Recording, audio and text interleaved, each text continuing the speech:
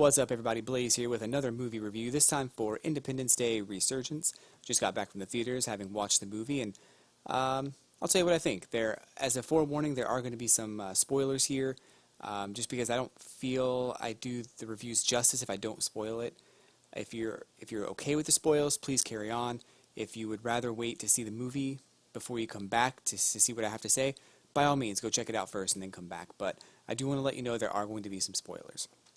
So having said that, I enjoyed this movie. I will say that it wasn't my expectation for it was, I think, a bit higher than it should have been, and I think that it did fall below my expectations. I loved the first film. Independence Day with Will Smith and Jeff Goldblum was a great movie in '96. It was amazing. I couldn't believe how everything played out and how great that movie just became. I mean, from the character development to the speech to the end result, everything was just great, and there was a lot of mystery behind it as well. I think in this movie they do away with a lot of the character development, which I guess they set up some of the characters in the first one, but in the second one the character development was not quite as quite as good, I should say. I felt like there were a couple of plot points that were very rushed that didn't even need to be in the movie.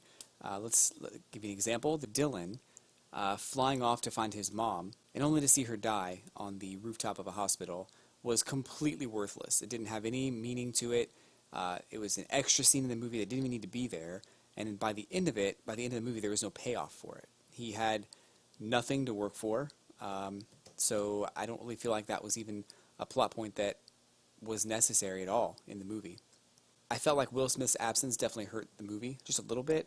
Not to say that he was a necessary component, but I think he would have added a lot of flair to the movie that would have been better.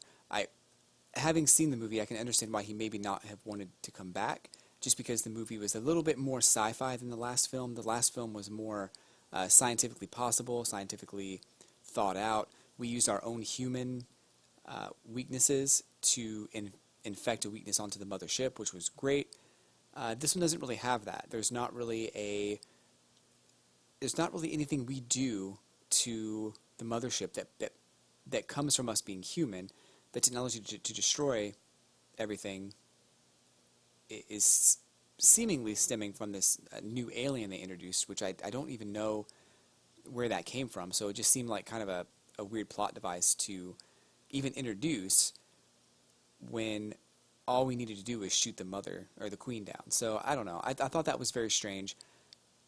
The character development in the movie, again, wasn't that great. They elaborated on a couple of things here and there, but I felt like they didn't spend enough time with those characters before the tragedy happened, and we were trying to throw all of this together in the middle of everything. So it seemed like the movie opened up, and maybe 10 minutes into it, there's the invasion. There's no character development, which I think is important for any movie to have that character development. So if you're not going to do it, that's one thing, but if you're going to force it, that's another thing. It comes off as very boring and pretty much bad. So again, it did fall below expectations. I enjoyed the movie. I didn't hate the movie, not at all. But it did fall below expectations. I expected probably the best movie I've seen all summer, and it came back as more of like a 7, maybe a 6.5.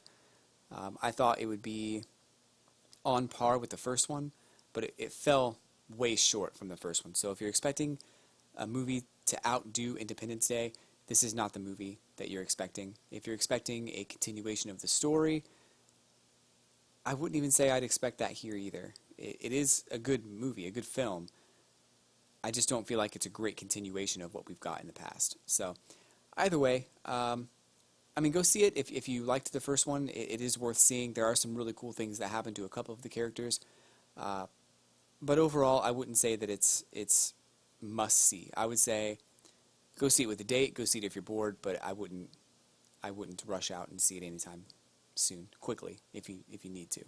You don't need to, basically. Anyway, so that's all I had for it today, guys. I don't want to make this video too long.